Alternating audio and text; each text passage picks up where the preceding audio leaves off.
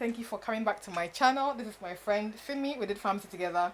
I've done a PA week and I'm going to do one on pharmacy because that was my undergrad. Just got a few questions for anyone who might be interested or have questions. So, can you introduce yourself? We've got a few questions, so we might be looking on our phone. Okay, so my name is Simi. What else do you want me to say? Be introduction. So, like, what do you do? Okay. My name is Simi and I'm a pharmacist manager at my store in Winchester. I work for Lloyd's Pharmacy and I've been working for Lloyd's since 2014. Yeah. Cool. Next question. So we're just going to go through a few questions. Hopefully, if you have any more, you can put in the comment section. Right, so what did I study before pharmacy? So I did A-levels, chemistry, biology, and sociology. I also did biology, chemistry, and sociology. Did A-levels, you? Yes. Ah, Yeah. yes. I dropped the maths very quickly. Cool. Next question. Why pharmacy? Well, my first career choice that I thought of doing was medicine. And then when I found out in more details what medicine entailed, I wasn't caught up for it. I just did not want to go through all of that. So I thought pharmacy is the next best thing. So that's why I did pharmacy. And I do not regret it. Do you ever go to do a pharmacy placement or like spend a half a day in a pharmacy before you apply? I didn't actually. I didn't know what I was getting Just myself into. I just dived into pharmacy. All I knew was I would know more about medicines, and that was enough for me to get into it. Yeah. I just wanted to be in the medical field. Yeah. And I thought, okay, knowing more about drugs would be cool. I did half day in a friend's pharmacy years before I came to the UK. And just like you, I looked at medicine, I'm like, no, UK cut and all that. I'm not cut up for that. And I saw King's at that time was requiring 3 Bs. And I knew I had like 2 Bs already. So I had to push myself up and then do the third one. And then that'll be it. So that's how I ended up doing I see. pharmacy. Yes. Oh, yes. okay. Well, when I was thinking about medicine, actually, when I was actually going to apply, but I missed the UCAS cutoff, the deadline. Oh. So I thought, yeah, that's a sign I shouldn't go for medicine. So I just thought, yeah, let's just do pharmacy instead. Oh, fine. Challenging part of the degree. Wow. Yeah, the studying. I think with the degree, you have to be on top of things. You can't do last minute, which is what we did a lot of times. Or those late nights in the library, studying, making notes. Yeah. I was good in first year. Yeah, because everybody knew Second first year it year, didn't really third count. Year, fourth year, I was like, please kill me now. Yeah, I think with the degree you have to be on top of it as you go, because if you leave things too late, it just becomes too much. I think too much. we were quite young and inexperienced because Yeah. when I did my postgrad, my uni did informal tests every other week. So you have no choice but to study. So come the end of the year, if you did informal tests and you actually attended, you would have known things. Whereas Reading, they didn't do any testing between. Until the And end. then the last one, and you're like, Jesus, I don't even know where the handout is. Yeah. Like that's when I'll be printing handouts. Yeah, I think Yeah. that was the Yeah. challenge. It was Yeah. a lot because we left in so late. It was a No lot to breaks. study. No, like half day should be in lab, morning, evening, and Yeah. doing dissertation. It was very full on, very Yes, full on. it was. Not for the faint-hearted at all. Any fun facts? Ah, I've got one. So me and Juliet, we went to Sidis. Now it's called Jet Eats. We went to Sidis and we had like the stir fry. oh yeah. Yeah. So we ate and then we went to genetics class. 2 hours, right? All I remember was the teacher speaking, and then 2 hours later, so your homework is going to be A, B, C. Like we slept the whole 2 hours in Palmas, and no one woke us up. So to this day, I have no idea what you're talking about. Well, at least good thing you were not snoring in class. Imagine that. Oh my God! To this day, and I had a D in that subject. Not No surprised. surprise. Like, we used to sit up there and just literally like Oh knock dear. off. Yeah. Oh. But yeah, the degree itself was fun anyways. Yeah. How was it like looking for a pre-reg placement, and how did you find your training? For me, finding a pre-reg placement was very challenging. I think it's different for me because I wasn't a home student. I was an international student at that time. So I had to then, if I got a pre-reg place, I didn't have to apply for a visa. So I think a lot of companies then were not really wanting to go through that whole visa application. Then the pay so and then the pay cutoff wasn't, there was a cutoff for the payment, which meant I had to be paid more to qualify for the visa. Like, imagine being a foreign student spending that much money to come to the country to do an exam or study, and you cannot even do a pre-reg to complete it. Like, it's made in such a way that you are forced to go back to your country. Exactly. At some point I thought I was going to, but the neck of time. They used. I felt so blessed because there was one of our teachers in uni. She just randomly emailed me a link to a placement. I applied for it, and then I got it. And they were willing to go through all that visa process and application and everything. I remember the caveat they wanted is someone to come and spend a day with them. That's when I did spend a day with them. Well, that was meant to be my interview. Yeah. But I didn't have a formal interview. But then it was like, once I got the job, I had to stay with the company for at least 6 months because they've gone through all that visa application thing. So so it was a no-brainer. I was like, I'll stay. Or if you want me to stay, employ me afterwards. How did I find my training? I think your training rests a lot on your tutor. If you have a good pre-reg tutor, you will do really well. But for me, I felt the technicians did more for me than my actual tutor. Hopefully he never watches this. I feel like the technicians did more for me. They taught me a lot. And I did a lot more on my own. And then we had some times when we studied together as well. So I felt like I was kind of on my own in a way. I did a lot of study on my own. And anytime, if I had a problem, then I went to my tutor and asked him. But it wasn't very proactive as a tutor for me.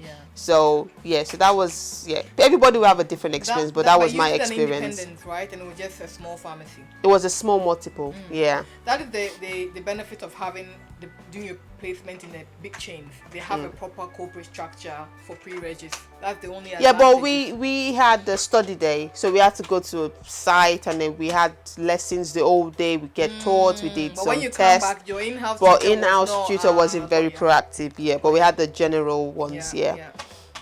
Pre-reg exam tips: read your BNF on time from the start. Just read your BNF. Get a book. I think that Nadia Bukhari, she had a book then. I don't know if she still does it. But you know that when they use calculators in the exams, bonus. Bonus. We didn't. We were not allowed calculators. Is that your decimal point has to be precise. Rounding it off, you cannot be putting wrong. No, I think you have to round it off to the 4th digit. And if you round it off wrongly, that's how they get you.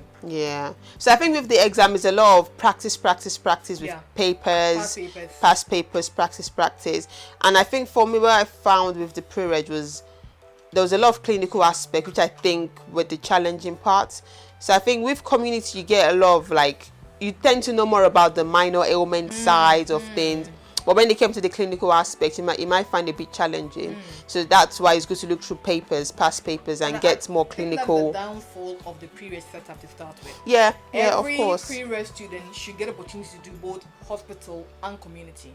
Right at the moment, either you're stuck in both. They need to make it mandatory. Exactly. So that is what I found when I did physician associates training. No one got stuck in GP and someone was stuck in hospital. You all rotated through. I think they should make that mandatory. And also the exam was too focused on paper.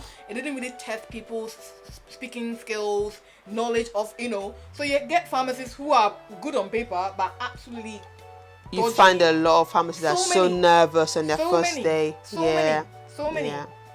I think they need to make consultation skills quite important as well. Absolutely, and that's what I found with the physician challenging part. Because our OSCE, you be examining patient, taking history examination. You're not just sitting writing a paper. No, that's one side. And then you do the blood pressure check, taking blood, examination, cannula, CPR, all these things.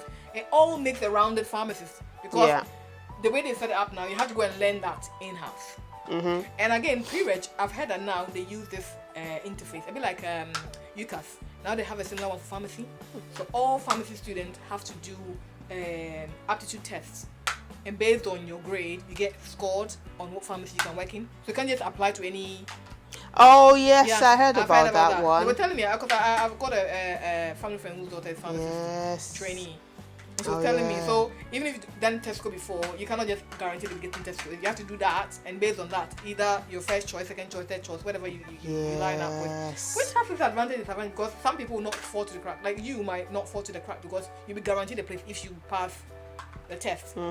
Whereas some, they just knew family friend who knew someone, and then that's it. Yeah, exactly. Cool. Next question. You're working. Yeah, current employment, challenges with career progression. So yeah, I think with community pharmacy, career progression, I think things are changing now anyways. But at the beginning, if you're a community pharmacist, there isn't much career progression with community, because you're basically just in the community. The only thing that you can progress in is your knowledge. So doing more training, being able to provide more services in your store. And I think, that's about it. Compared to if you work in hospital or GP practice, there's career progression there. But with community, you're kind of stuck as a community pharmacist, and the only progression you can make is expanding your knowledge, doing some courses, doing some training, doing more services. But do you get to tap into the business side? Like my manager, when I did my career training, he was earning loads doing the business side of pharmacy, like the running of the store, not just the medication side of it, but the front side, perfume, all these extra bits that the pharmacy used to. Well, I think it depends on the companies. So like now, like where I'm working now, some pharmacists can become area managers or regional managers. Well, I know the current, I think he's head of division or something. He was a pharmacist. So now he's got a different position now. Obviously you can progress to, if you want to be superintendent pharmacist one day, it's possible. But I think the progression is not as quick as some other places maybe.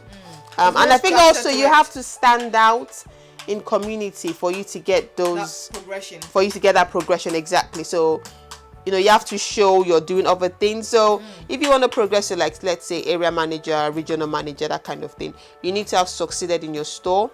And with community, they look at services, so you need to have been good in like your KPIs, all your NMSCs, EHCs, well, when there was MULs, all those things.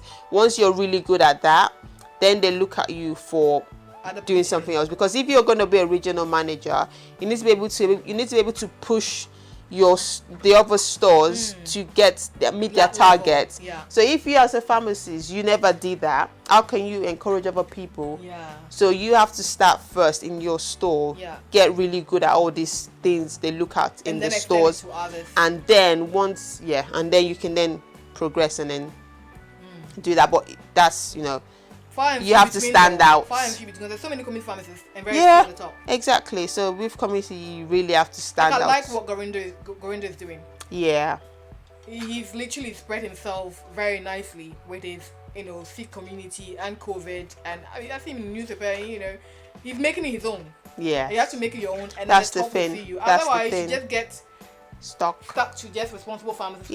Signing prescriptions. And that's it. Yes, I think you have to be more proactive as a community pharmacist to not be stuck in that, loop of doing the same thing every day. And think of career progression. You have clinical pharmacists now, isn't it? Like you can go to the GP route. Well, you have to leave community. That's the thing. If you want to go into the clinical route, you have to leave community and do that. And also prescribing is another route. Yeah, prescribing in community as well, absolutely. When my tutor was an independent prescriber when I was with him, and he used to do malaria, so he used to write prescriptions, which because people travel, people need malaria stuff, so he was prescribing malaria medications. Scotland, because mana ailment was free and it was done by pharmacists there, or almost, I've not come across one pharmacist who was not prescribing. They found a way that pharmacists in England, not all of them are prescribing. But for them, it's normal. Standard, exactly. Looking back, will you still choose pharmacy? Yes, definitely. I do enjoy it. Hospital, community, or industry? Well, when I first started my uni degree and they asked us in class, who would like to go hospital, community, industry, I raised my hand for industry because I've always been interested in kind of like the research part, but with pharmacy, I don't think I probably would have had anything to do with research. I probably would have had to go specifically into research, but for some reason I thought if I worked in the industry I would be involved in all the research aspect, but I don't think that would have been the case. But I wanted to do industry at the start. At the end, I probably would have gone the hospital route, but I just found it easier to go community. Everyone finds it easier. Everyone finds it easier to go community. There's more Tesco's and others in Sainsbury's than there is hospitals. Yeah. So if I could make any change, I probably maybe would have started with hospital. Because I did have experience in hospital. If you were given now a combination of staying and do one day in hospital. Oh yeah, of course, definitely. I think that should be a career progression for the pharmacy. GPs should try and push that forward. Yeah, because now they're pushing people towards GP clinics, but they're not really pushing people towards hospital. Yeah. So I think there should be that transition. Exactly. Because if you want to go, because if you want to go into hospital now, most of them always ask for experience. But why would your experience if you're stuck in Exactly. And if you haven't had experience, you have to start right from the bottom. So imagine if I've been a community pharmacist for 10 years and I wanted to progress into hospital, and I'm thinking, okay, apply for a position. I don't think an hospital would employ me to go to the highest. If they would want me to ranks. Exactly. They want me to start right from the bottom. My progression could be really, really fast depending on how well I learn. But I think if I was to leave community and go straight into hospital, I would start from the bottom. And then work my way up. No. Yeah, and then work my way up. So I think that's one of the things that detract people from going into hospital. How do you see the future of pharmacy in this changing world of healthcare? Digital. Basically digital. Everything is going digital these days. The robots came along. Yes, the robots doing the dispensing. Very soon you're going to have just 2 people in a pharmacy because the robot has dispensed all the medication. All the pharmacist has to do is sit in the consultation room, provide some services, and then you have a technician maybe doing just the odd walk-ins and check-ins and maybe, I always say to my girls, I said, don't be stuck where you are. Try and progress, because when you work in a pharmacy and community, you can get up to ACT level. And I always, People don't know what ACT is. Accredited checking technician. So an ACT, as a pharmacist, I can screen a prescription and stamp it that I've clinically checked it. Then the ACT can then do the final check when it's been dispensed. So like the ACT in my store, she checks all our trays. So when the prescriptions are there, I clinically screen the prescriptions and say it's okay. One of the girls dispenses the trays and then the ACT just checks it. So I don't have to worry about trays in my store because my ACT checks all the trays. And with that is the top position you can get besides being the pharmacist in the store. So I always encourage them, don't just be stuck where you are, because things are changing in pharmacy. You need to be ready for the change as well. Adapt with, I heard that the GPAC is trying to fast track some ACTs to pharmacist level without having to go to the degree. Did you hear about that? Something similar to that, but I don't know how they're going to do that. But I did hear they want to try and get them to start doing flu jabs and other things like that. Now COVID has come, it just puts so much pressure. Who knows? Yeah, exactly. Okay. So digital is the future of pharmacy. Yeah. I agree. Okay, I think that comes to the end of our interview. Thank you very much, Simi. If anyone has any questions, please put in the comment section below. I will leave her details, maybe LinkedIn, if you have any questions you want to apply or have anything else that you want to add about this, do get in touch. Okay, thank you very much. Bye.